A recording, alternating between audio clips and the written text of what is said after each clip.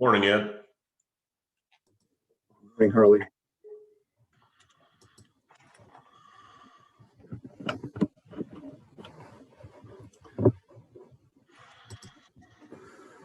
Perhaps among the other people that are on the call, Don Sherman is not here today. And so I will be trying to fill her shoes. Good morning, Ian. Morning, Ann. I'm glad we did a sound check. I have no. All right. Can you hear me now, Harley? Yep. How are you doing today, Ann? Oh, man. Okay, here we are. It's just on the phone with Tom Berger, so he'll be with us at 10 for the COVID update. Okay. And Mike Van Milligan will be available and trying to call in as well, so we can talk some about whatever issues we need to get sorted. Good morning, Ed.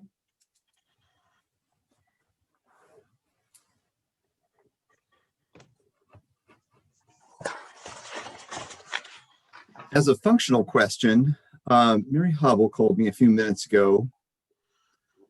As I said, Dawn is not here today. If you look in the upper left-hand corner of your screen, it says recording. Does that look that way all the time? Yes. Excellent.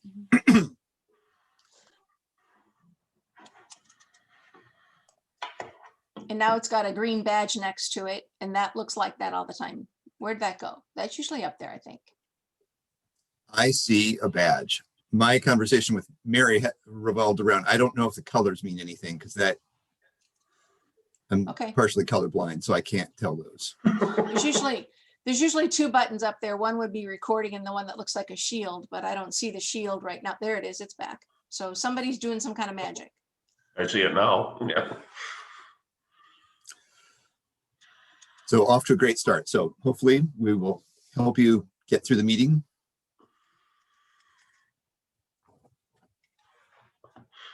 Morning, Jay. Good morning, Harley. Good morning, Ann. Good morning. Good morning. All right, I have 9 o'clock. I think everyone is present. We have Mary, we're recording. Ed Raber is with us today to help us walk through the agenda. Dawn is off today, so we should be fine.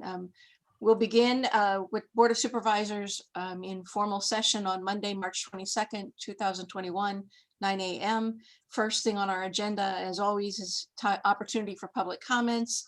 If there is anyone who wishes to address the board, they may do so now. This would be on items which are on the agenda, and do so on Zoom by raising your hand or waving in video, or give us a chat. We'll wait a minute to see if we have anyone who would like to do that.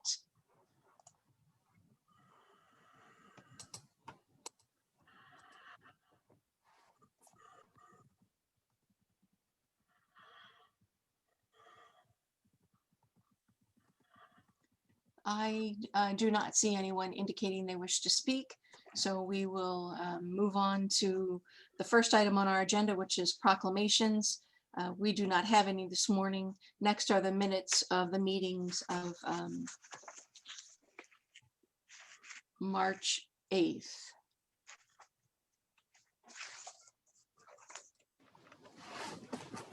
If we have no changes, we'd be looking for a motion to approve those. I would make a motion to approve the minutes of the March 8th meeting. And I will second that. Motion and a second. All in favor, say aye. Aye. Aye, we are approved. We do not have any consent items, so we'll move to item 4 on our agenda, procurement procedures. None this morning. Looks like everyone's given us a light day so far. Public hearings. We have a public hearing on our FY21 budget amendment number 3. And there's Stella. Good morning. Good morning. Can everyone hear me okay? Are you fine? Okay, great.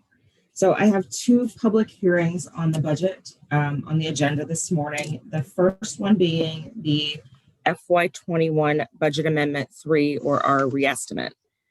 So let me share my screen. Ed, could you make me a co-host? So I would I'm able love to.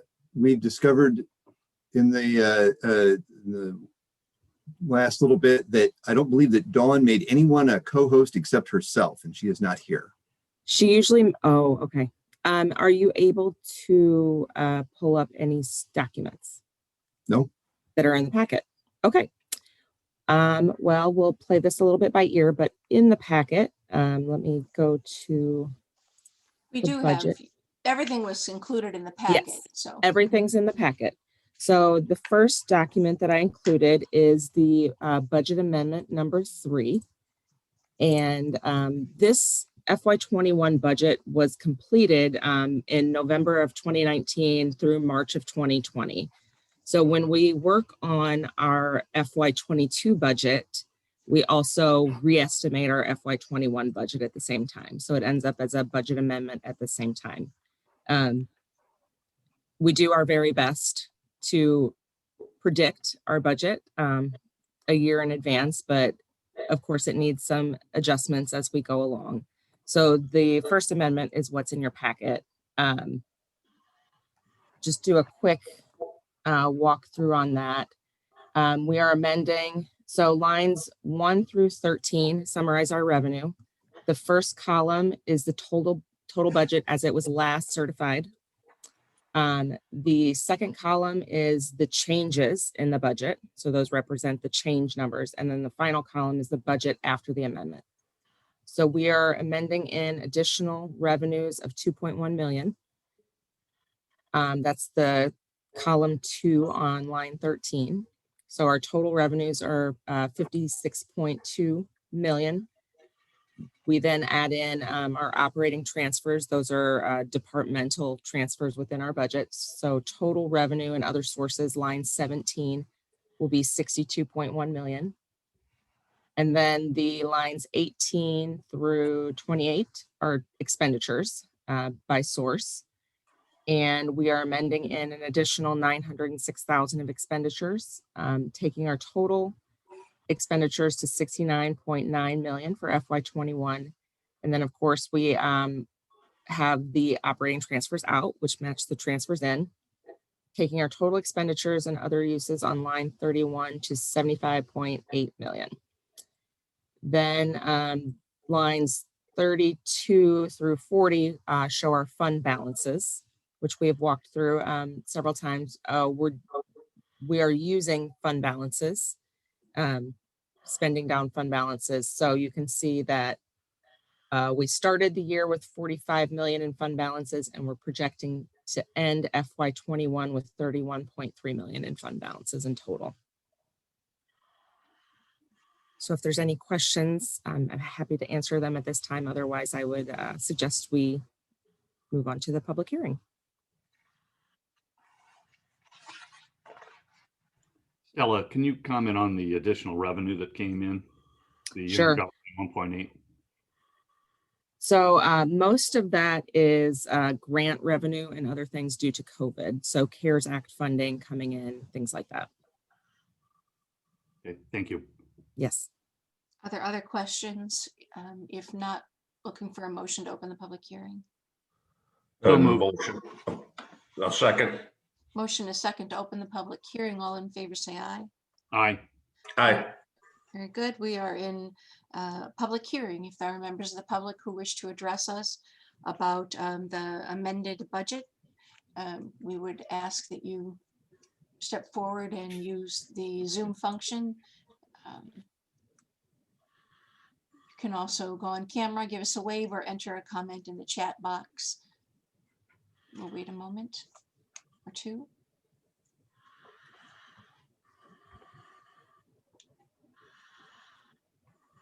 And I just got a comment. You're the host now.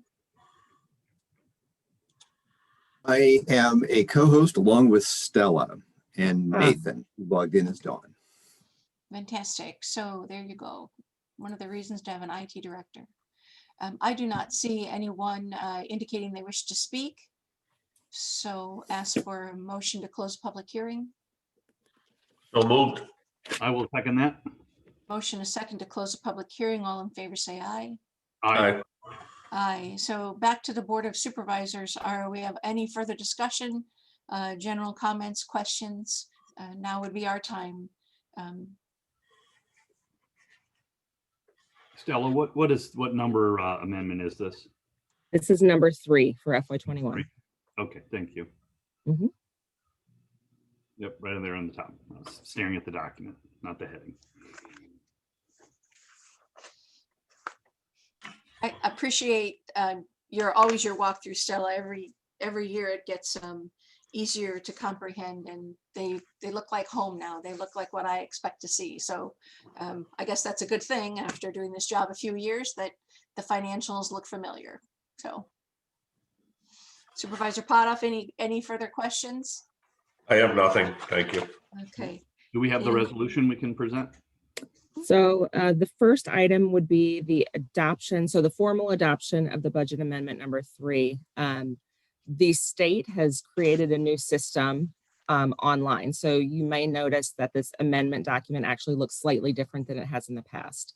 I won't have the document in the system until you formally adopt it, and then I move it through the computer process. So I would need a formal motion to adopt the budget from the board. Okay, I will make that motion to adopt the budget amendment number 3. I will second. Motion a second to adopt fiscal year 21 budget number 3. All in favor, say aye. Aye. Aye. Aye. Aye. Motion carries unanimously. Okay. And Ed, I think it looks like you're going to screen share, but the next item, number 5A2, is the resolution to approve FY21 appropriations amendment. So we have to appropriate by code to each department and by fund what the expenses of the budget will be.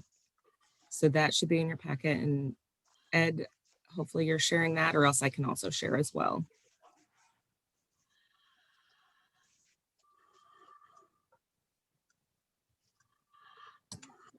Stella, if you'd like to do that, I'd be happy Okay. to let you. It just shows that you're screen sharing, so no worries. Okay. Let me just get to it.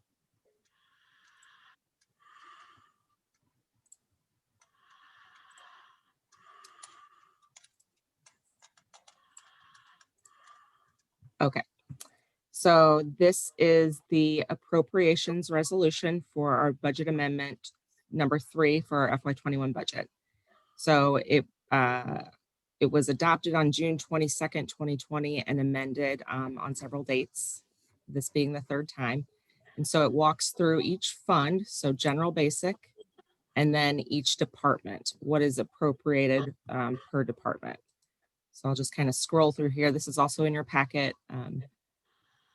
So we're showing each fund and each department that operates within that fund. And then at the end, we do a total by department. So you can see that, and it totals down to the 69.9 million that matches your budget amendment document. So I'd be looking, any questions on this document, I'm happy to answer. Otherwise, I'd be looking for a motion to approve this one.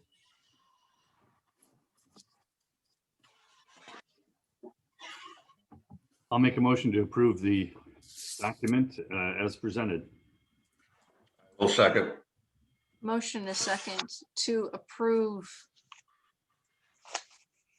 the fiscal year 21 appropriations amendment number 3. All in favor, say aye. Aye. Aye. Aye, that motion carries.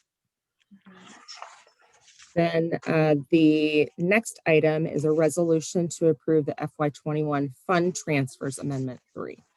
So we also by resolution adopt the transfers, interfund transfers within the budget. So we had some changes. We must have had a slight change in here somewhere. So this is the new transfers in the budget.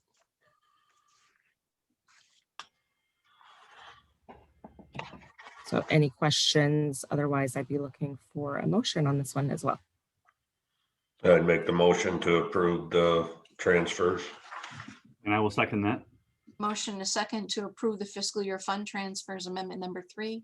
All in favor say aye. Aye. Aye, that motion carries.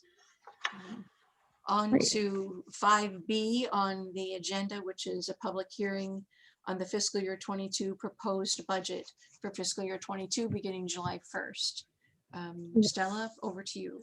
Let me just get my new screen share. Okay, You bet. so this is the FY22 budget. So this will begin on July 1st of 2021 and carry us through June 30th of 2022.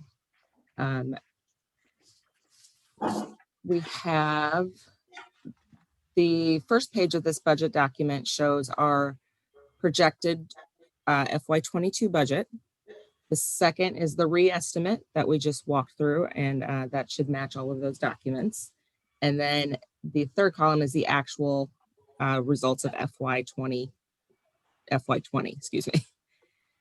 And it follows the same format as the previous one. You know, lines 1 through 13 are our revenues. We're projecting 55.1 million in revenues for FY22. Transfers in and out, 5.1 million. So total revenues and other sources of 60.3 million.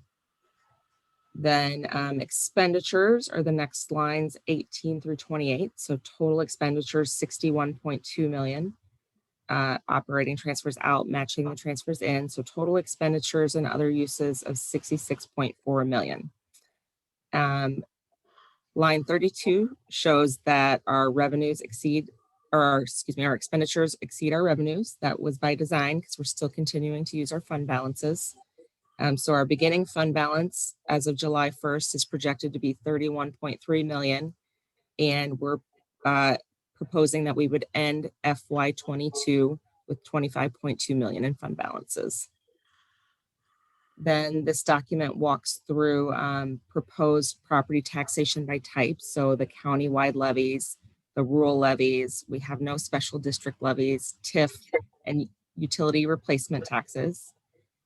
And also to the right side, our urban levy is 5.87098, and the rural total is 9.53, which is a reduction of 4 cents this year.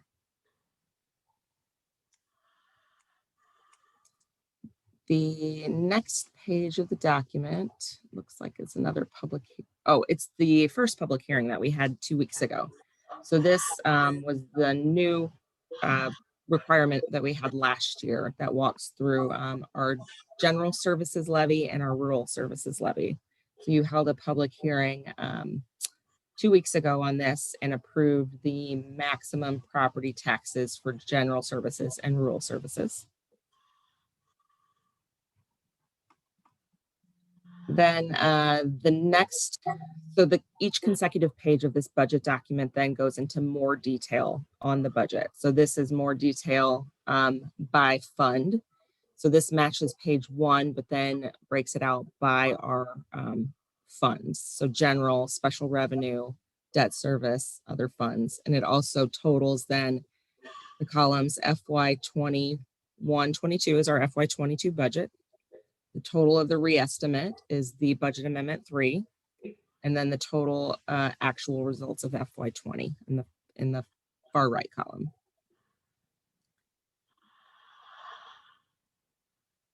The next page will be what you will take action on today. If you approve the budget, this will be the adoption of the budget and the certification of the taxes. So this is what will be, you can see that date adopted on the top is entered upon proposal. So once this is adopted, it would be submitted to the state and it would make our budget official for next year. It also lists, so it lists the levy rates and the amount of property taxes levied under each of those levy rates. And down at the bottom lists the compensation schedule for FY22 of elected officials and also the official county newspapers where we do our publishing of notices. And then the rest of the document is more detail on revenues and expenditures. So let's see, this is page 5 of this document, has the revenue detail. So then it goes into even more detail on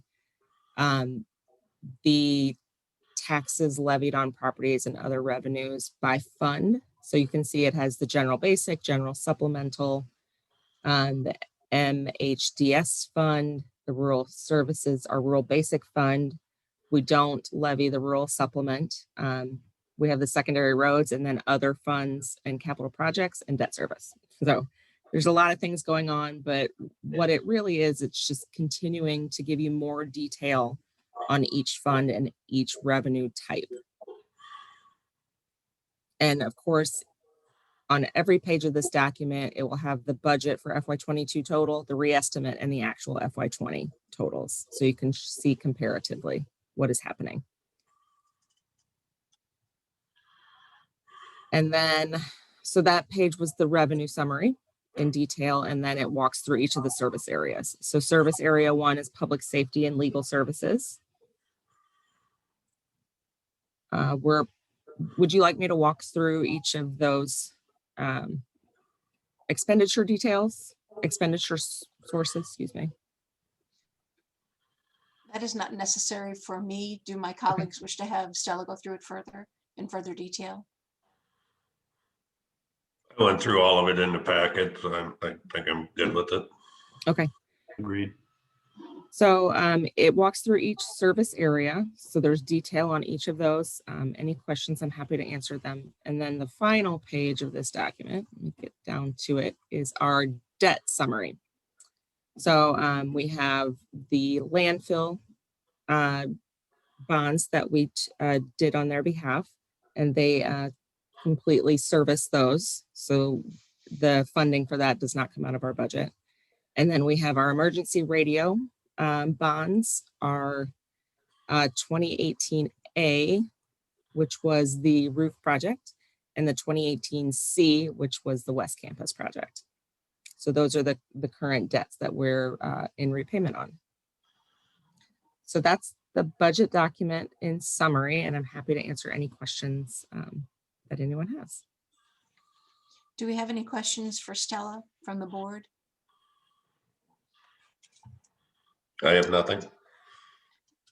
If we don't have any questions at this time, we'd be looking for a motion to open the public hearing. I make a motion to open the public hearing. And I will second that. Motion is second to open the public hearing on fiscal year 22 proposed budget. All in favor say aye. Aye. Aye. We are now in public hearing. If there are members of the public who wish to give input or ask questions about our fiscal year 22 county budget, now is the time. I have not received any significant questions, really probably anything about this general comment, but I don't think anything's come to us by mail. I don't know if there's anyone here who wants to give any comment. Looking again, you would raise your hand on Zoom or enter into the chat box. I do not see any, Supervisor McDonough. I will make a motion to close the public hearing. I will second. Motion is second to close the public hearing. All in favor say aye. Aye. Aye. Aye. Motion carries. Back to the Board of Supervisors for any further comment. If we are satisfied and don't have any discussion, we have 2 resolutions I believe we need to adopt. Stella, do you need to set those in any context for us? Yep. Let me just share the first one. So the first is the adoption of the FY22 budget and certification of taxes. So this one states that we have held a public hearing as required by code.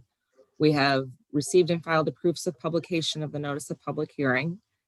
We've held the public hearing this morning, and we're adopting the budget and certifying the tax levy as follows. So general basic will be 3.5. General supplemental will be 1.46711. MHDD services will be 0.52817. Debt service will be 0.37570 for a total countywide levy of 5.87098. Then rural services, the rural basic levy will be 3.65902 for a total countywide all rural services of 9.53. So this document adopts the FY22 budget officially, certifies the taxes, and directs the auditor to file the budget with the state. Do we have any questions for Stella about the resolution? If there are none, we're looking for a motion to approve the resolution. I'll make that motion to approve the county budget and certification of the taxes resolution. Well, second. Motion and a second. All in favor, say aye. Aye. Aye. Aye, that motion carries. Thank you, Stella. And our final action. We have one more resolution. So we also, under code, need to adopt the compensation for elected officials for the budget beginning July 1st, 2021. So this walks through what the compensation board recommended. So you can see each elected official, their salary, and the proposed increase by the compensation board and what that recommended salary would have been. And this states that you, as the Board of Supervisors, reviewed that compensation schedule and reduced that salary recommendation by 35% to each elected official. And this is the current salary and the approved increase that will go into effect July 1st. Do we have any questions of Stella? Just a comment. And so while I was pleased that the board rolled back the original compensation recommendations from the comp board, they weren't at the level I would hope to roll back. Jay, could you repeat that? I don't know. You kind of broke up. I didn't know if it was Okay. my computer. I know I could hear some feedback for some reason. I'm not sure. I'm only on one line today, but basically I was pleased the board rolled back the percentages from the recommendation of the comp board. They weren't at the level I would like to have them rolled back. Okay. So I will be voting against this resolution. I would make the motion to approve the resolution. I will second that motion. We have a motion, a second, to approve the resolution to adopt the fiscal year 22 compensation for elected officials and their deputies. Is there any further discussion at this time? Seeing none, I would ask all in favor, say aye. Aye. Aye. Those opposed, say nay. Nay. That motion carries with 2 in support and 1 against. I appreciate everyone's comments. Next, Stella, I believe that concludes our budget matters before us. It does. Yes. Thank you very much, everyone. Thank Thank you. you. We'll see you soon again on something else, I am sure. Yes, you will. Very good. All right, next on our agenda is to, I believe, set a public hearing for some amendments to zoning ordinances.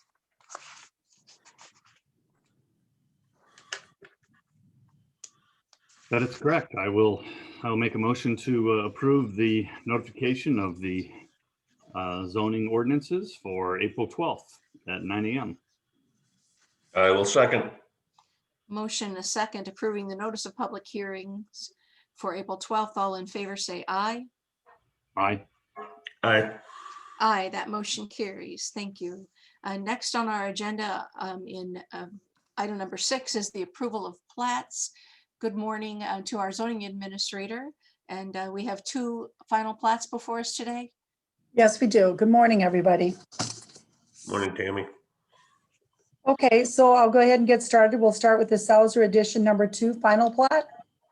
The property is owned by Selzer Farms, Inc. and is located 0.07 miles northwest of the city of Cascade along Highway 137 with a total of 43.29 acres surveyed. The property is zoned A1 agricultural and A2 agricultural residential. The A2 agricultural residential was approved on January 25th, 2021 on zoning case number 1228 of 20. The purpose of this plat is separate a lot to allow their son and daughter-in-law to build a new home on the farm so they can continue to assist in the farming operation. The survey creates 2 lots. Lot 1 is a total of 42.28 acres surveyed with a home and agricultural buildings, and it will remain in current ownership and use. And lot 2 is a total of 1.01 acres surveyed, and it will be the site for the new home for their son and daughter-in-law. Lot 1 will use an existing residential entrance off of Highway 136, and lot 2 will use a 20-foot wide egress easement across lot 1. There were no additions or corrections required for this plat, and there are no liens or mortgages on the property. Some of the signatures were over 60 days old, and they included the owner's consent, April 16th of 2020, surveyor, November 24th of 2020, engineer, November 25th of 2020, plats officer, December 16th of 2020, county planning and zoning, December 15th of 2020, county assessor, November 25th of 2020, and the county health department, November 25th of 2020.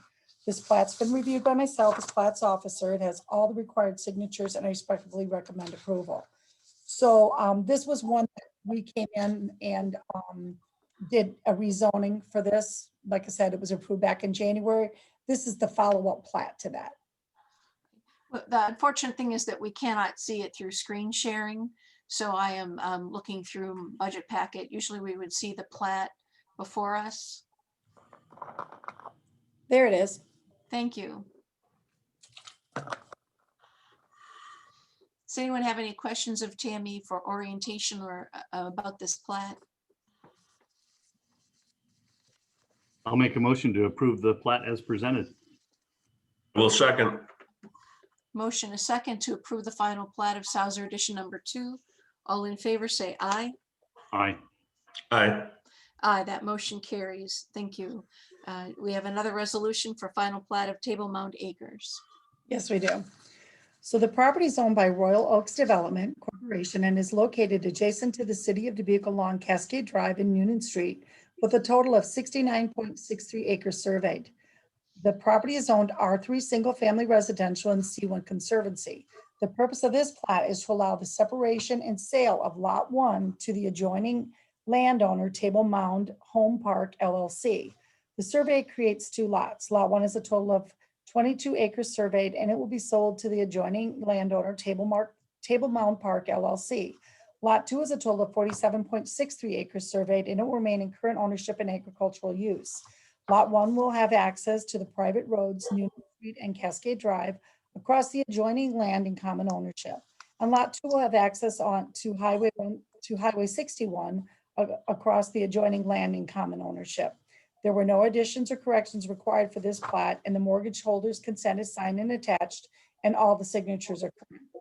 This plat's been reviewed by myself as plats officer, and it has all the required signatures. I respectfully recommend approval. So this plat, Table Mound is expanding out, as you can see where that lot 1 is there. And it's, they have to change some stuff with their septic and some different property changes they need to be making. So they're buying some of this from Royal Oaks. And the, if you'll look up into the northeast corner of this lot, so up in the northeast corner is where the C1 is on this property, and that is not, they're not going to be doing anything with that corner of the property. They're just because they're acquiring it straight across.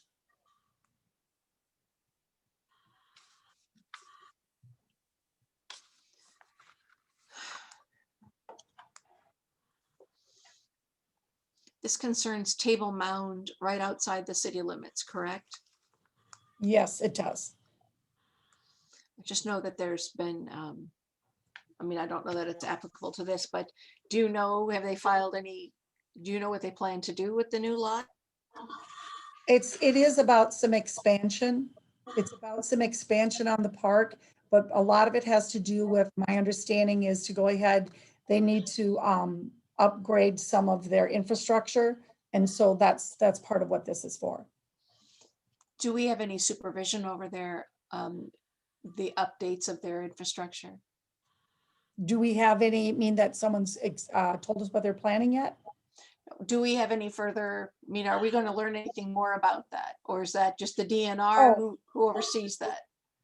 So we will learn more about it depending on what they're doing, whether it has to do with our erosion control, depending on what the expansion ends up being, if it's permitted for, if they're adding more mobile homes, that kind of thing. So we will have to look at that and at some point again, yes. I'd like to see that come back to us, just to be aware that this certainly is one of the mobile home parks that I know our local legislative delegation has introduced legislation on concerning the operations and have requested some state law modifications. It's just context. Yep. So I would like to, we've had citizens from this mobile home park ask us about when the water's been tested, what the water quality is, and we've stepped through some of those things pre-COVID pretty much with our health department. So I don't begrudge their expansion, of course, but would like to remain informed on what their plans are as we come to know them. Yeah, and when we get into our little update today on later on today, and I can explain a few more things that we're dealing with our policy and some things about mobile home parks, but we can bring that up when we have our update, okay? Yeah, we'll have a work session with an update from your department. Very good. Yes. Are there any other questions about the plat that actually pertain to the plat? I'm sorry, from my colleagues. Is that to the south, like Yes. towards the airline inn? Am I looking at that Well, correctly? but it's actually to the south, and so it's the south of the existing mobile home park. So it's dropping down further in. So it's actually closer to trying to look at my map here to give you the right, I want to give you the right information, Supervisor Potoff. So it's actually going below the mobile home park and behind the mobile home park. So it's going directly south to it. Okay. So it's actually going into a lot of open field area. So I don't know if you can see in your aerial there in your personal packet. So it's going it would be south and southeast of the current mobile home park. Okay.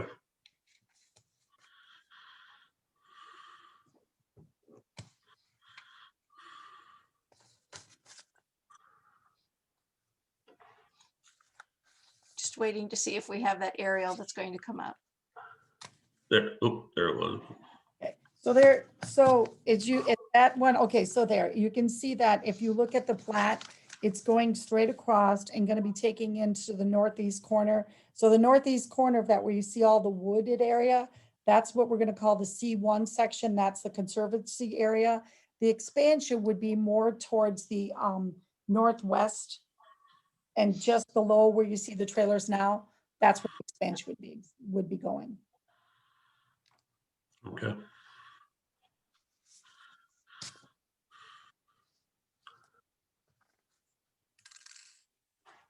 Thanks for getting that up, Ed. Okay. I'll make a motion to approve the plat as presented. I will second. Motion a second to approve the final plat of Table Mound Acres. All in favor, say aye. Aye. Aye. Aye, motion carries. Thank you, Tammy. You're welcome, thank you. Next on the board's agenda are two action items. The first 7A is a resolution to approve the amended fiscal year 21 secondary road budget.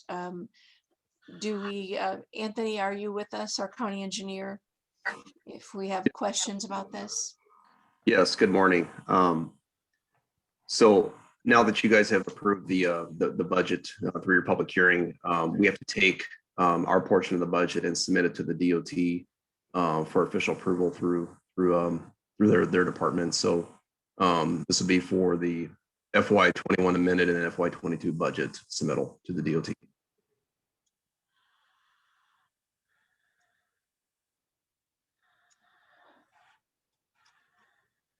sorry, it's not new information. It's just the submittal forms we need to bring back to the Department of Transportation. Yes, that's correct. So we're just taking the information that was presented in the, the public hearing budget, and then we're putting it into the DOT format. Very good. Are there further questions for Anthony? Otherwise, looking for a resolution to approve. I would make a motion to approve the amended budget for DOT. I will second that. A motion is second to approve the resolution approving the amended fiscal year 21 secondary road budget and fiscal year 22 secondary road budget to be submitted to the Iowa Department of Transportation. Is there any further discussion? Hearing none, all in favor say aye. Aye. Aye, that motion carries. Our second resolution is to approve the necessary documents with Matthew Construction, doing business as River City Paving for the MHA resurfacing on English Mill Road project lost 22 sub 01-73-31. Anthony, do you have any context for us? Everything looked good with their contract and bond, so everything checks out. And it was actually under our engineer's estimates, so I would recommend this bid for approval. I'll make a motion to approve the resolution for accepting the Matthew Construction bid. I will second. Motion a second to approve the necessary documents for Matthew Construction. All in favor say aye. Aye. Aye. Aye, that motion carries. Thank you, Anthony. You're welcome. Thanks. Next on our agenda are the communications that we've received. We have received 5 of the manure management plans from those citizens in the county. We can address those, or all we really do here is receive and file. I wonder, sorry. can we do these as one motion, Mary? Is that okay to just adopt them all with receive and file? Yes, you can do it all as one. These come from the DNR. So all the board can do is receive and file. There's no action to be taken. Sure, just didn't know if we need to do them individually. Sounds like we can do them with one No, motion. you can do it with one motion. Thank you. You're welcome. I'd make the motion to receive and file. I will second that. Motion second to receive and file. All in favor say aye. Aye. Aye, that motion carries. Thank you. Next is appointments. It is vacancies for information only. Does anyone want to make comment on that? Jay or Dave? Excuse me, Jay or Hartley?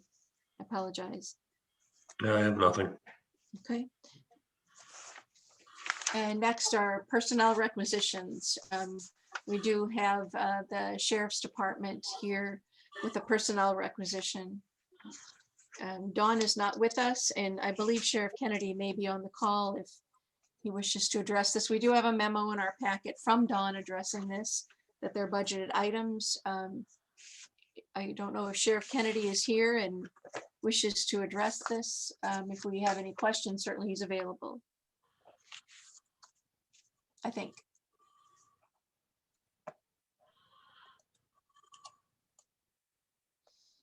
Yeah. He's on his computer, so I don't know if we, do we wish to hear from the sheriff? Well, wait a minute.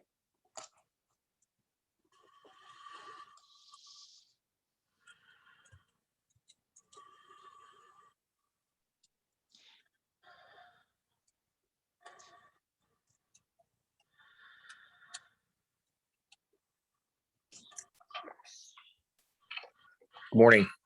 Good Can you morning. guys hear me? Yes,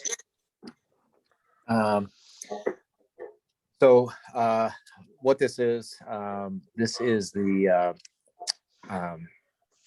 positions that were approved at the public hearing by the Board of Supervisors for the 3 additional full-time corrections officers. And then we will be eliminating the 3 part-time positions and moving one additional deputy out to the road patrol. So that was the the project that we brought up during the budget cycle. Thank you, Sheriff Kennedy. Do we have any questions? They I'll make appear a to be- motion to approve the personnel requisition. I will second. Motion a second to approve the personnel requisition. All in favor, say aye. Aye. Aye. Aye.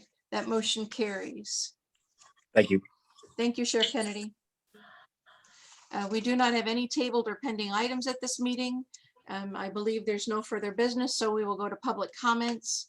This is the time when citizens can address the Board of Supervisors about matters which are not on the agenda for today. If you would like to address the board, you may do so by in virtual, raising your hand in Zoom or chat comment, or enabling your video and giving us a wave.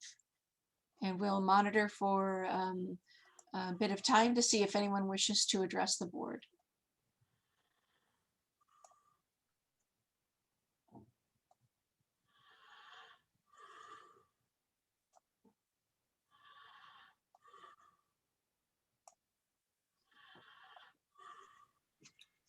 I do not see anyone coming forward to address the board. Ed, do you see anything? I do not, Supervisor Right. McDonough. Very good. So we're looking for a motion to recess then until 10 a.m. So moved. I will second. Motion a second to recess until 10 a.m. All in favor, say aye. Aye. Aye. Aye. Motion carries. Thank you, everyone. We'll be back at 10 a.m. for the COVID update.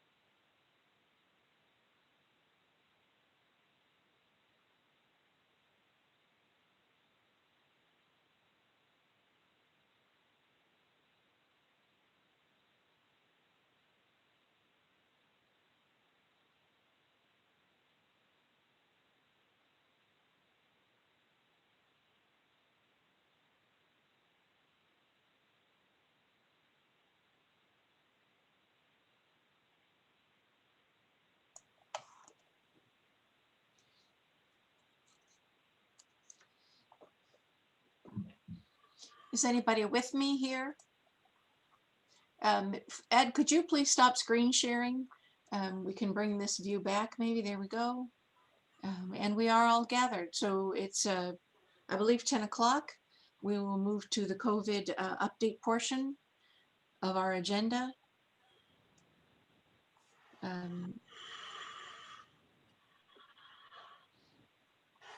Good morning. Patrice, are you with us? Good morning. Yes, I am. Good morning. Good morning. I just had a couple of things to share. Or I'm sorry, Chair McDonough, would you like me to begin? Yes. Mhm. Okay. We just have a real short PowerPoint presentation, only one screen actually.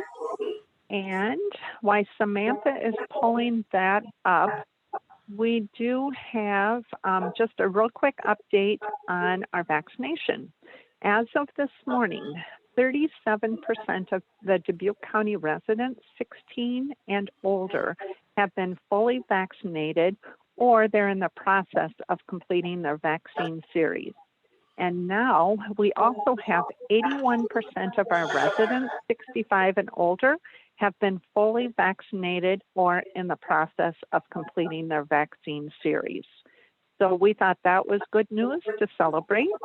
We're getting there, and we'll continue on until that last vaccine is in the last arm of the last resident of Dubuque County.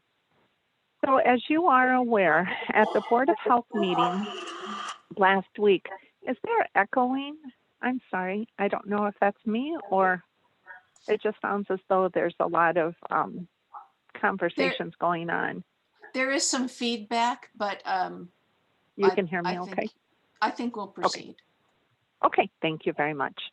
At the Board of Health meeting the other evening, the incident management team with the firefighters of Dubuque did present a proposal for another point of distribution site with a drive-through site as well as a walk-in site.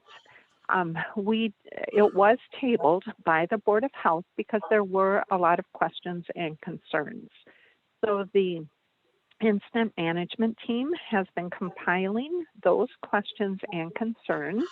And what we are in the process of doing is answering or having responses to those questions and concerns.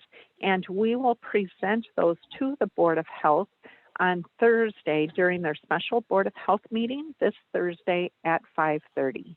So Sam, if you go to the second slide, these are the concepts or the questions or concerns that have been brought to the incident management team attention.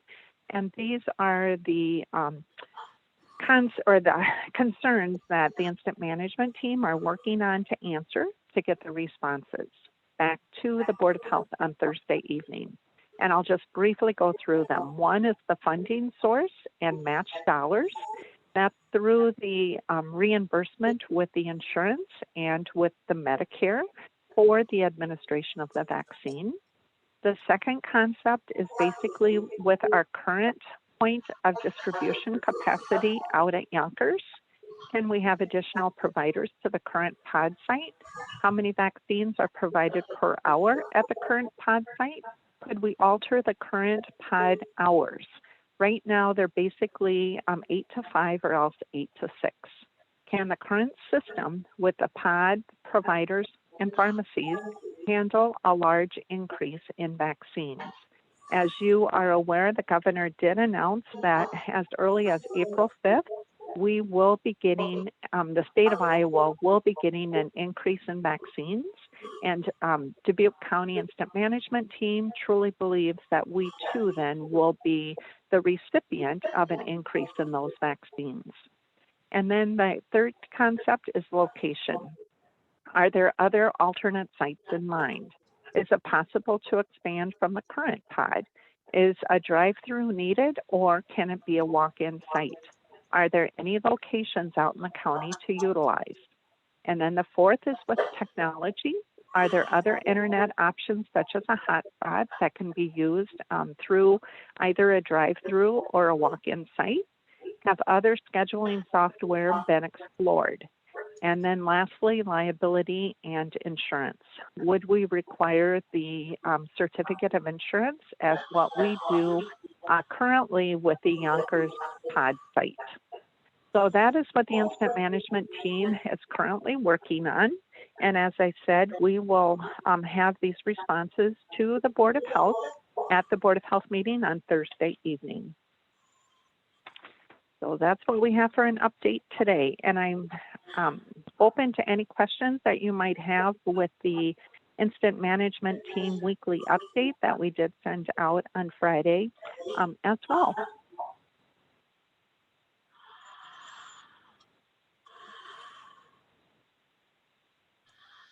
Is Tom Berger present?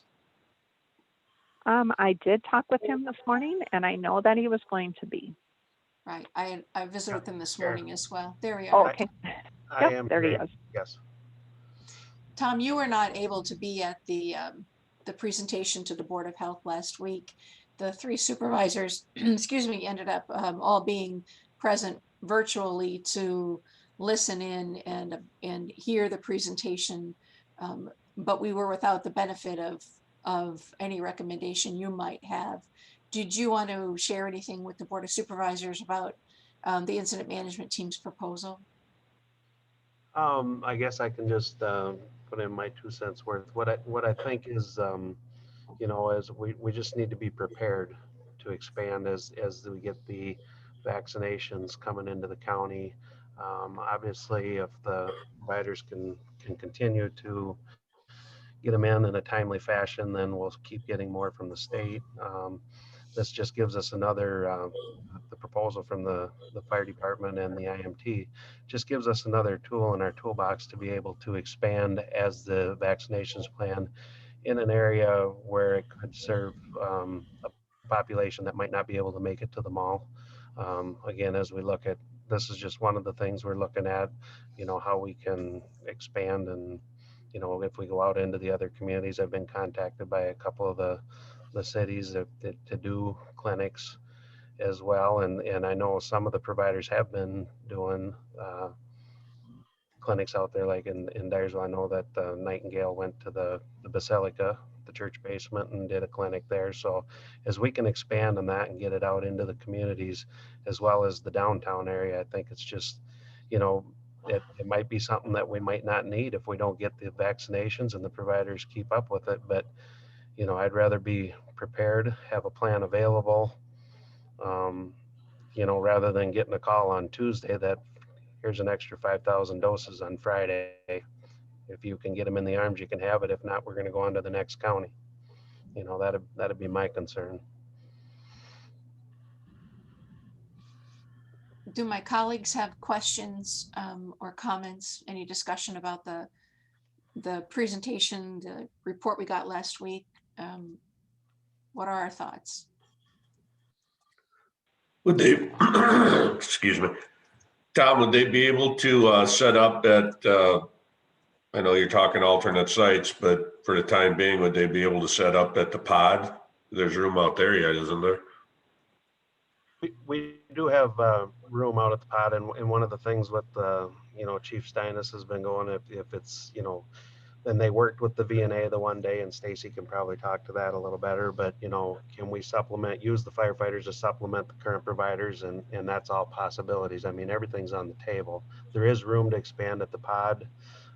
Some of I think the internet might be a little bit of an issue there, but that's something we're trying to work through as well. So, you know, to have the capabilities to get everything into the iris as we need to. Yeah, we're roughly using probably 3/4 of the area now, I would think, is allocated to the current providers. So there's room. They're only out there 3 days a week, right? They're out there now. This week there's somebody there Monday through Saturday. There is, okay. Yeah, they're 8. The schedule we sent out was 8 to 5. You know, somebody will be there Monday through Saturday, and then the VNA stays till 6 on Thursday and Friday. So. Okay.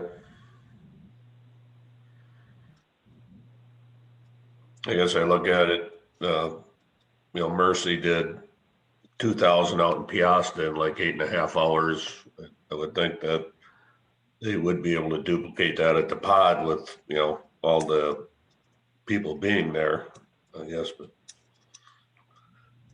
Yeah, I off the top of my head, I think the biggest day scheduled is like 12 or 1300, possibly 1200 okay. providers that are there. But that's what, some of them are only there one day this week, you know, but some of them are there Monday, Tuesday, Thursday. The other ones are there Wednesday, Thursday, Friday. So Okay. So those providers might have more capacity as well. Have we, I mean, have we diligently discussed that with them? Or are we holding space at the pod for somebody who's only there a few hours a week? well, we have space for them. I think a lot of it's on their allocations and whether they have, you know, second, if it's the primary dose or the booster dose. But that might be, I don't know if Patrice or Stacy can answer that better than I can. Yes. And we do meet with the vaccine providers on a weekly basis, sometimes twice a week, and we do ask them what their capacity and capability for the vaccines would be for the next week.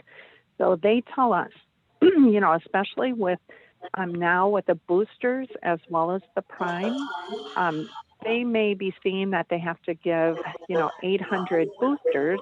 And they may say, well, next week we can only do 500 prime.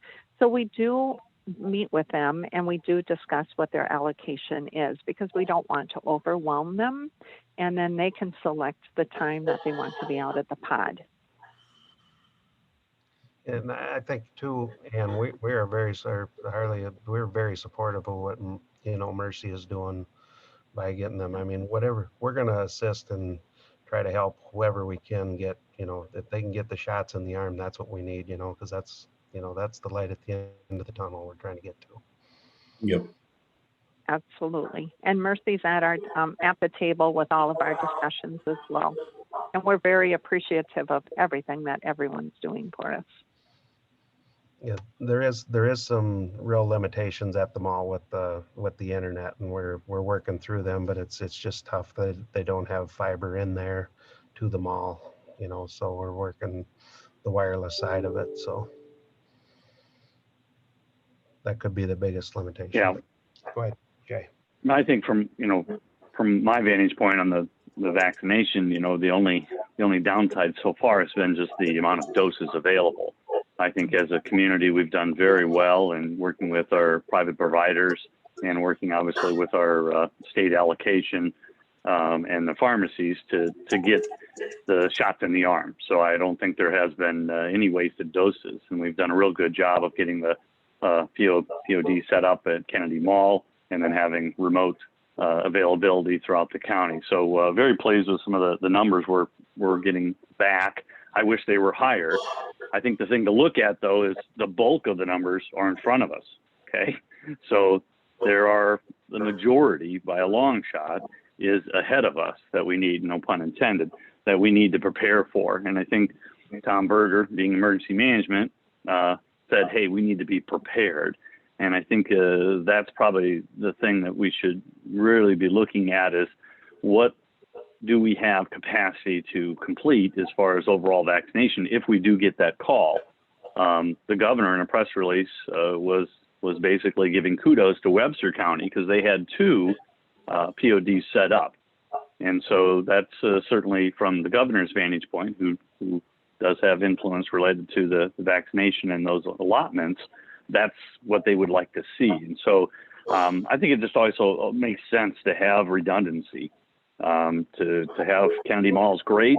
To have, you know, private providers that can pop up in places in Dyersville and Peosta, that's great. But you know, as a government, we need to have redundancy past Kennedy Mall. And as I look at the Grand River Center, I think the venue's the right location.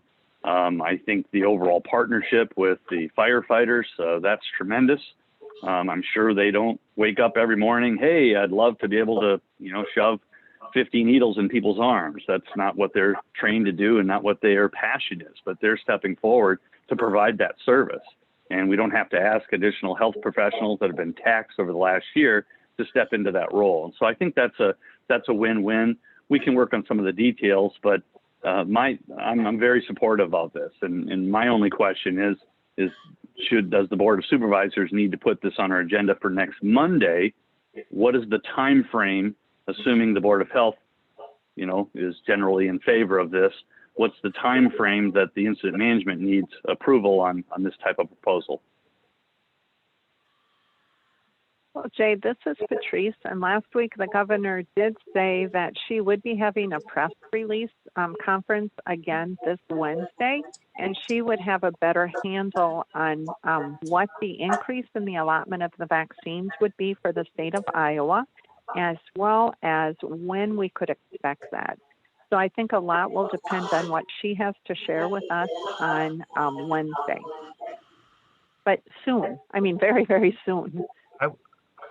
My thoughts, Jay, would be that, hopefully kind of that April 5th be the first Monday in April. If we could have everything ready now, we probably, we may not need it then, but, it'd be nice to have it available when the shots come through, if the shots come through, Tom, our conversation this morning, actually I also visited with City Manager Mike Van Million, and that's the first time I really saw that there was a thought that this pod location down at Grand River Center might enhance outreach to underserved communities, that this is a critical piece to making that countywide reach to folks that we've been fearful as a board that we're, that are not represented as well, and that they're going to perhaps need multiple opportunities to receive a vaccine and to be offered a vaccine on an ongoing basis, not just here's one call and then, you're skipped. So, our outreach to those communities needs to build. And I appreciated that was taken into consideration as part of the development of this pod location at Grand River. Mhm. Yeah, I think that's, that's important, having a downtown location. I mean, obviously, we can't set up one in every city, but I mean, Dubuque is where 60% of the population is, so having two there would make sense. And, if we need it, and hopefully we get the vaccines, because it's just gonna, I mean, again, that's the goal, is get the shots in the arm and get through this.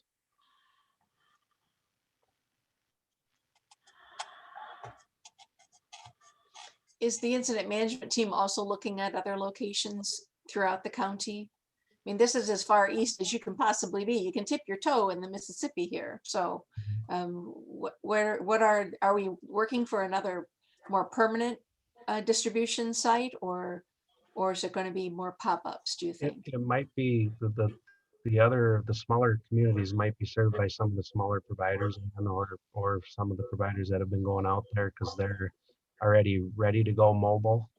Where obviously we're doing the Grand River Center with the city to be firefighters, so obviously we want to keep them in the city. But we are having conversations with some of the other communities about if we can set up in their areas. It's just we haven't really confirmed or got anything, set in stone on that yet. So it's kind of been working on this proposal first. Mhm. And what is the understanding of, I know firefighters can now give the vaccines, that I think the governor's issued that order. Does that include any of our volunteer fire departments? I mean, they wonderfully serve our county at large. Or is it EMS only? How would this look to address New Vienna or Worthington? Well, it'd be an awful burden to put on the volunteer fire and EMS agencies. I'm just speaking for Epworth. I mean, because there's a lot of administrative things that had to happen in order for the city of Dubuque to be able to do this. The staff down there worked tirelessly to get. You have to be a provider approved by the IDPH, and there's a lot of extras to it. So I doubt that'll be a burden that we would be able to put on our volunteer EMS services at this point. And a lot of them that do volunteer are already career firefighters with the city of Dubuque. So there's a lot of cross training there too. Right. And I don't know that folks realize, like in the city of Asbury, our volunteers are activated. They respond to hundreds and hundreds of calls already. You know, we need them to be, as an all volunteer fire department in the city of Asbury, they're about at capacity. Yeah, maybe my last point would be that, you know, I know there was a cost proposal with this, and to be honest, I wasn't too crazy about the city proposing some hard costs, but I possibly can understand that's a good way to identify those for reimbursements from the federal government. But specifically, you know, the federal government has backstopped many of our, if not all of our COVID responses so far. The Rescue Act was signed by the president, and Dubuque County will be receiving in our first check $9 million. So we have the federal backing to make this work. We have the federal funds and the government's money to get the vaccination to our population as quick and as professionally as possible. And that's what I would highly encourage everyone to do.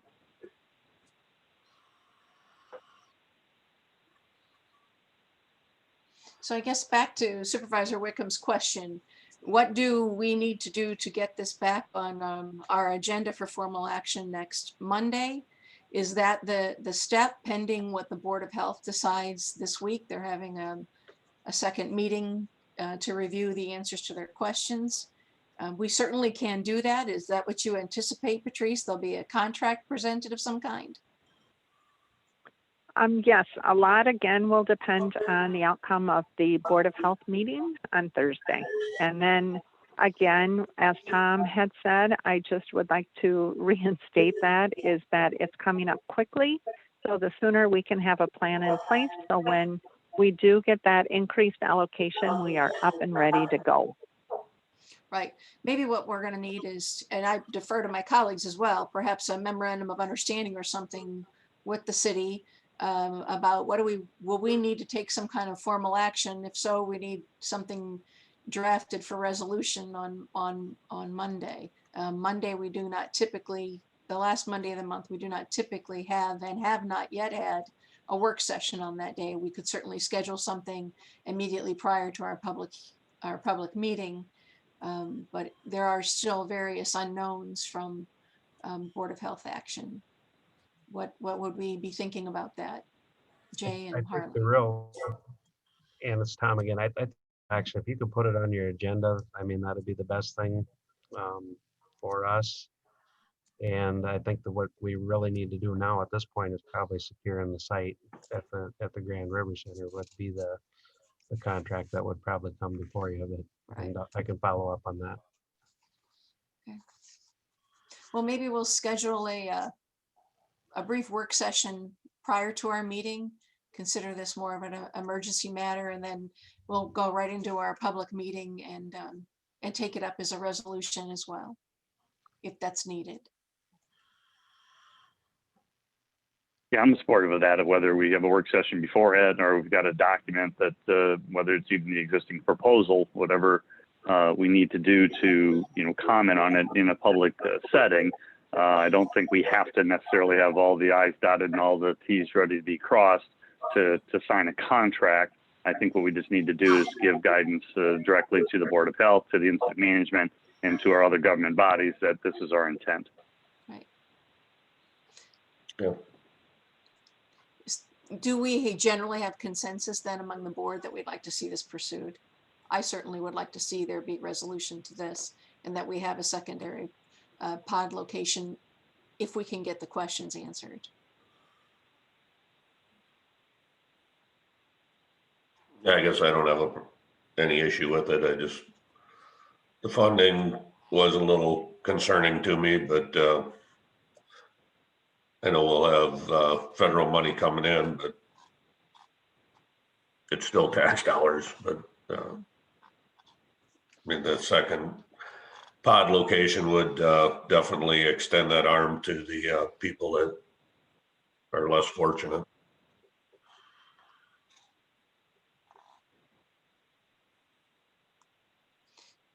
So anything further? Do we have other questions for the COVID update from the board?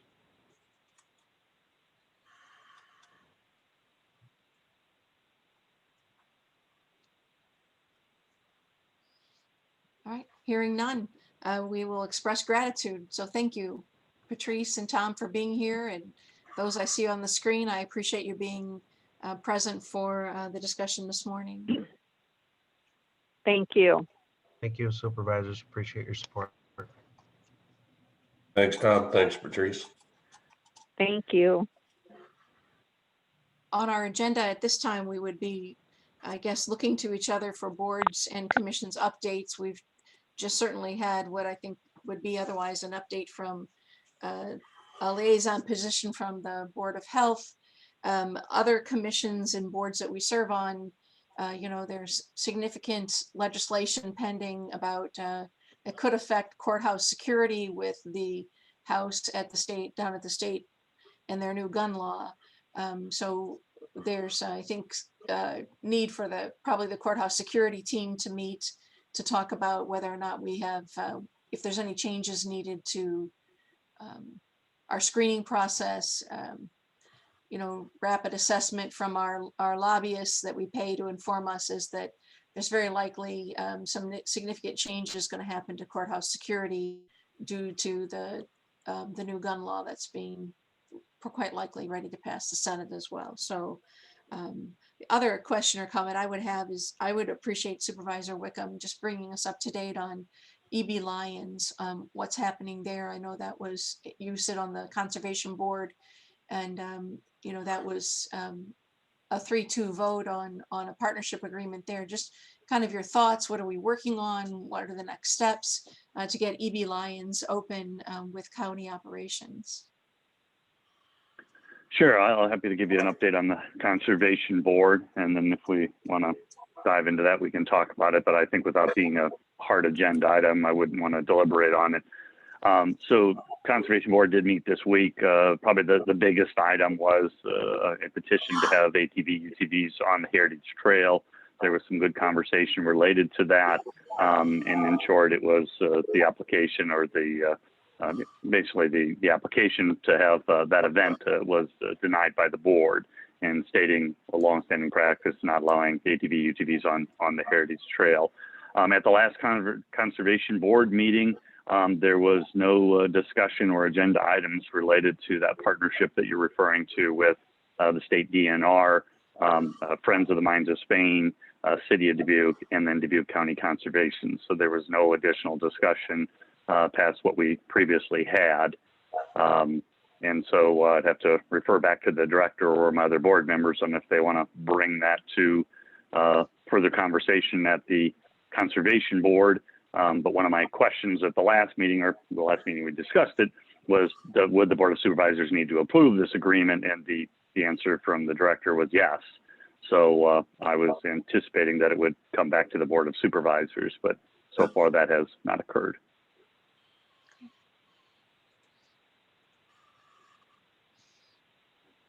Do we have any other issues from boards and commissions that we need to make each other aware of? I have nothing in. I had just another comment related to another board, Travel Dubuque. I sit on that board, and it's no secret, but we discussed basically the support of Field of Dreams and Beyond the Game, which is a nonprofit right around Dyersville, and on some of those individual events that they're going to have. And so there's continued renewal and support. And as of right now, Major League Baseball says the game is on. That's exciting. And we have some pending applications. We need to get back to our grants because we have some pending applications to support those requests as well. So I think we're going to be looking at scheduling more of those in the next few weeks as well to make progress. We said we wanted to take time, but if we don't start addressing them, we're going to end up with one great big grant day anyway, if we don't start bringing some of those ideas forward. So I thought that was good. The other thing I would bring my colleagues date on is through the mental health, the brain health work that's being done in the county. There are numerous meetings happening again, actually ongoing, they've been continuing throughout the pandemic, about the sheriff's bringing forth a proposal for a brain health liaison individual to be embedded inside his department. He will bring that, I think, to the board when he's ready, but I know that's underway. the same federal money you reference, Supervisor Wickham, the American Rescue Plan is, that there's a lot to chew through there, a lot to get ready about what all that means, but it might be opportunity for an access hub to open in, to address the brain health needs of our constituents that we've heard numerous parties mention. So that could present an opportunity for this board to be, it might be a capital expense. It certainly could be a more robust helping with the delivery service. Just again, opportunities to address gaps that have become more apparent during the pandemic. So, but lots of work there. We do need to bring before us, I think sometime soon, probably Ann Cameron Williams, our disabilities director, who's been working, and certainly I've seen her online at Zoom meetings relating to her stakeholders group, the countywide stakeholders group for brain health. So what her thoughts are about reconstituting that. I think she's got broader things she wants to address too, about disabilities in general, intellectual, physical. So I think there's just a lot of good work that I'm hearing about and being engaged in that I think you'd want to be aware of as well from the brain health perspective. The next meeting of East Central Regional Brain Health Governing Board is Thursday. And if you want to listen in, certainly that Zoom information is available. But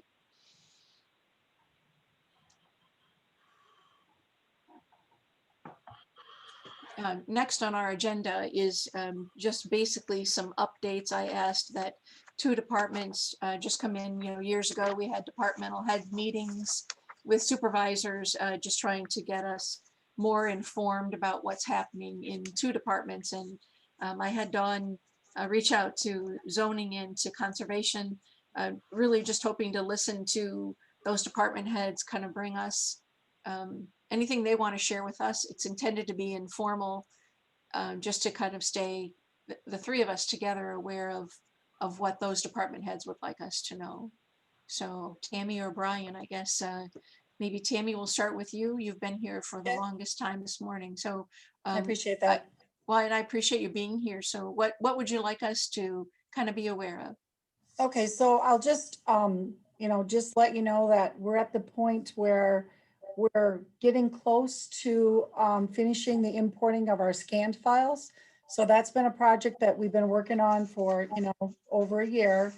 And so we're getting close to the end of that. We are still working on our ordinance, which is a very time-consuming process. We are working now on what we call parts 3 through 13, which I have to tell you, I'm not really sure when those were last looked at, because once we started looking at them, I can tell you there's a lot of things in there that we don't do. We didn't even know what really was in there.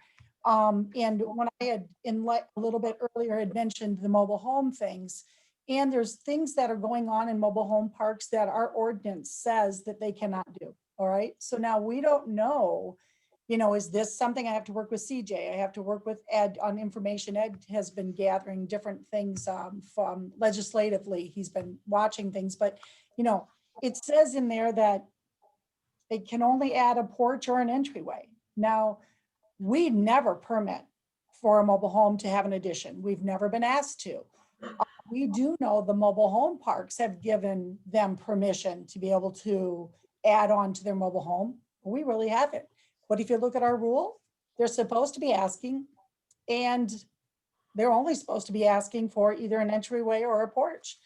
Then it gets a little even, I-1-66, it says permits not transferable. Now, I can tell you, as long as I have been here and Angie has been here, we have never known when a mobile home park had gotten sold. But if you read this, it says no permit granted under this provision of this ordinance shall be transferred to any other person. So we're supposed to be monitoring the sale of a mobile home park. We've never done that. And then the question would be, how do we do that? How do we enforce that? So those are just some of the things. So these parts 3 through 13, I have spoken with Anthony. We went over some of the things that are road related. And so we are having a work session on the 30th of this month with the zoning board to go over these parts again. We had a little bit in our meeting the other night and went over some things and had some conversation, but now we're gonna have another work session trying to move these things forward. I know that the floodplain, now I need to be working with Eric because we found out that some of our floodplain ordinance needs to be changed. I received some information from Ed last week that it looks like some of our agricultural stuff that we currently do is not going to work anymore. So we're just constantly with this ordinance right now.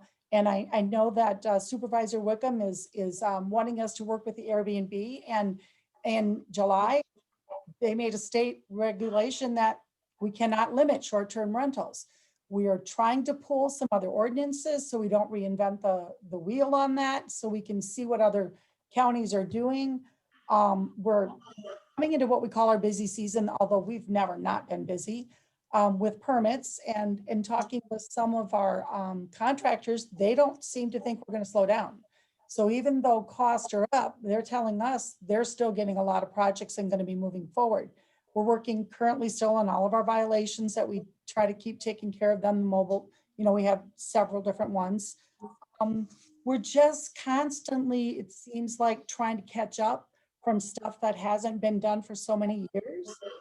So, and these public hearings, as you all know, take time. So you have to get them right, then you have to get the official notice, and now we'll be working with Kevin. And so we need to get these right so we get them published correctly and move forward. But we're just constantly right now working on ordinances and trying to get them so that to what we should be. And again, Ed sent me some information recently that could change the way we're doing some of our ag. And who did you receive that from, Tammy? You cut out there. I'm sorry, Ed. Ed had Oh. been in a meeting and gotten some information, and he forwarded that to me. And so we're going to try to talk about it this afternoon. But I'm sure some of these things are things we'll have to check with CJ if what we're currently doing will violate any kind of laws or not. So, because when I'm looking at the things that Ed sent me, we don't currently ask about financial gain on a farm. We've allowed them to give us a Scheduled F or a farm exemption, but if this legislation, the way I'm looking, at it, says we have to show $10,000, well, that's going to affect some of our A2s and everything. Yeah, and that was brought up at the Urban County Coalition meeting as well. So some more in depth on that. I'm not sure that relates to zoning overall, but certainly there's a definition of a farm that's been addressed and we can see. But do you need something from us, Tammy? I'm concerned about the amount of work that you're really kind of new work that's coming about. Yeah. No, I think we need to just have patience with us. Know that we are trying to move everything forward. I have, and I've said it and I'll say it again, phenomenal staff, and they keep working hard to help us satisfy everybody's needs and wants. And so, again, no, I don't think there's anything we need. I'm going to be working closer with Ed coming up here because I know Ed has been paying attention to more of the legislation. And so for our department, the biggest thing is I cannot keep up with all of these rule changes that keep coming forward and then trying to be in the middle of making a rule change. And then you're finding out that we need to alter it again. So Ed catching that stuff the other day is helpful to my department. And so where is my solar ordinance in the lineup? Oh, it's in there. So here's where we're at. If we can get through the parts 3 through 13 and what we call the definitions. The definitions, by the way, have had a public hearing before. So they're not going to be a complicated thing. They've been reviewed. This parts 3 through 13 is our next big fix.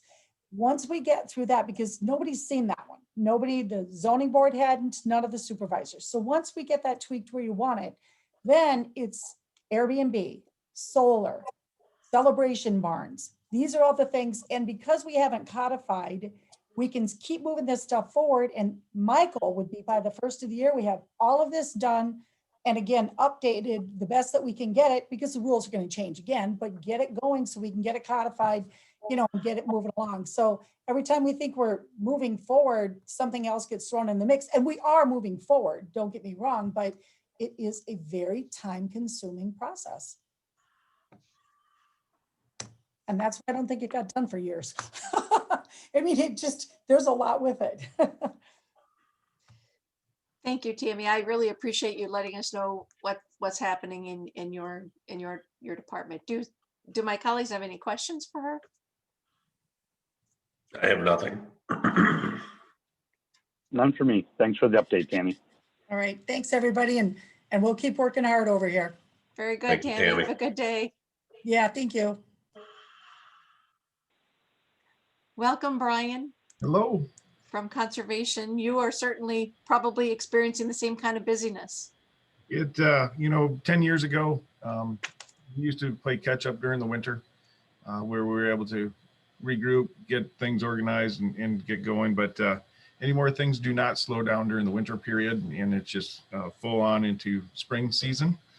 So we're pretty excited about getting the parks ready to open. So everybody's been working hard to get ready to open.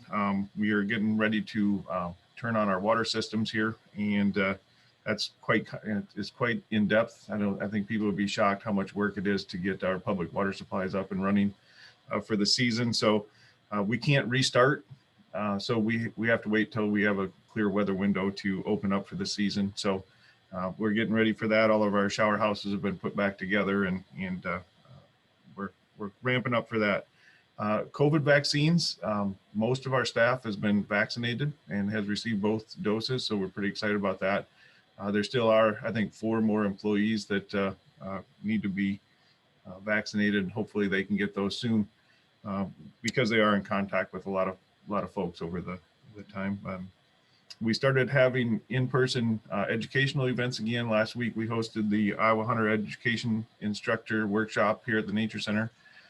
We limited the number of participants and had everybody distance and wear masks. So we're following the procedures, but we are going again and having different programs. We had a birding workshop here on Thursday evening after the board meeting. So things are going well.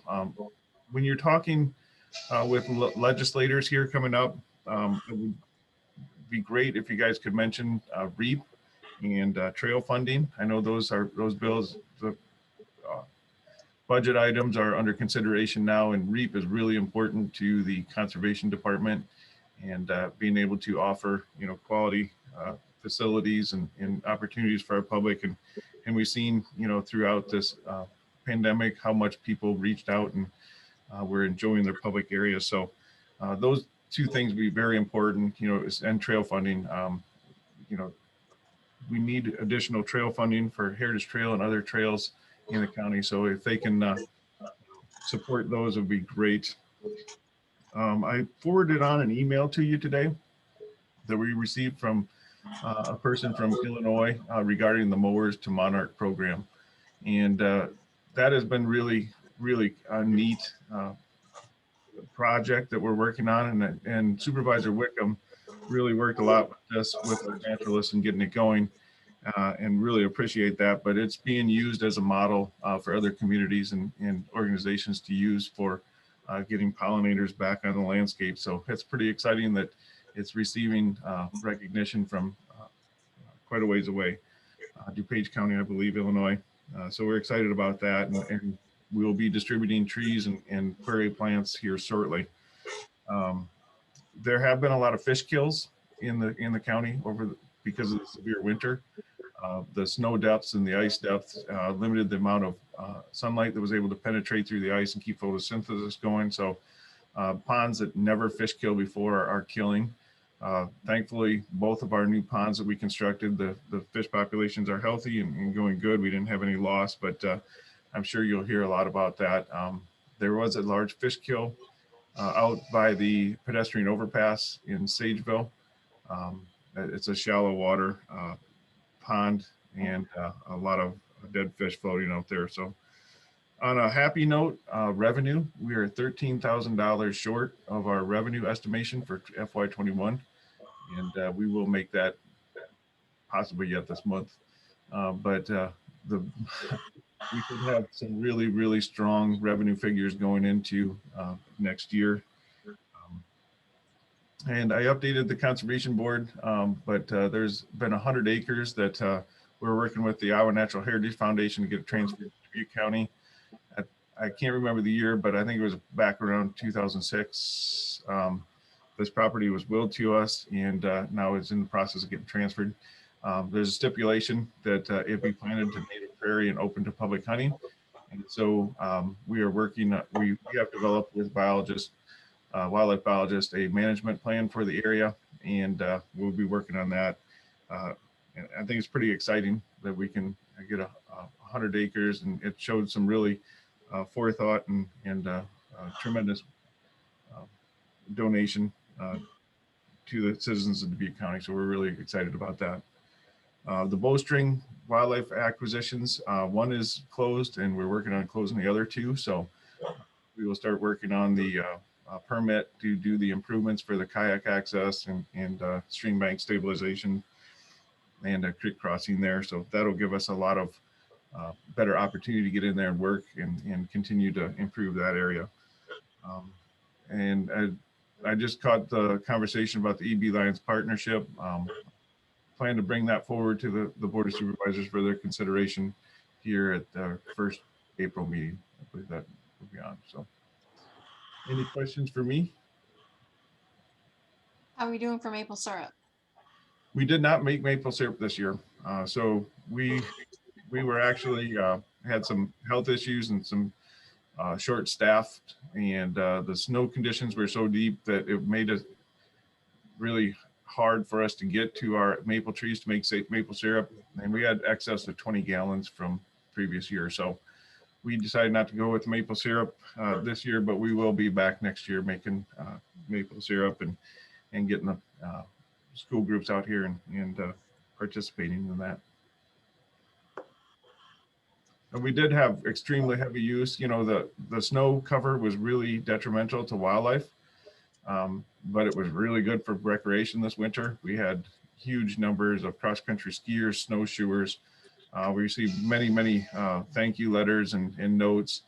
And we had a friends meeting the other night, and one of the moms thanked us for having the summer camps last year, that it was the only normal thing that was going on for a lot of families. They were able to go out, get outside and participate and learn some things. And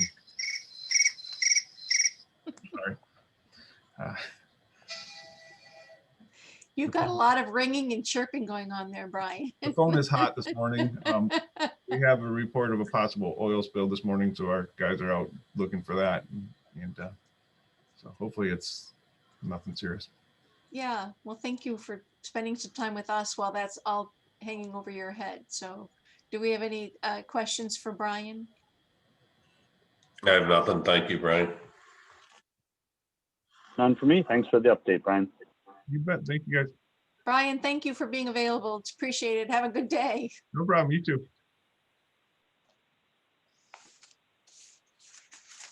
Well, I just learned a lot of things that I don't think I would have learned, despite how many private conversations I had with those two. So I hope you think that that's helpful to have a department head or two come when we have a otherwise quiet agenda to give us a departmental head meeting. Yeah, that's great. Good. If we have nothing further, then I think what we're looking for is a motion to adjourn until next Monday. I don't believe we have anything further pending, but we'll look to see if we get maybe a work session on before our agenda next Monday. It's an evening meeting. I will make a motion to adjourn. I will second. Motion is second to adjourn. All in favor, say aye. Aye. Aye. Aye. Thank you. It's good to see you both, and have a great week. Be well. You too. Bye-bye. Hey, Jay, see ya.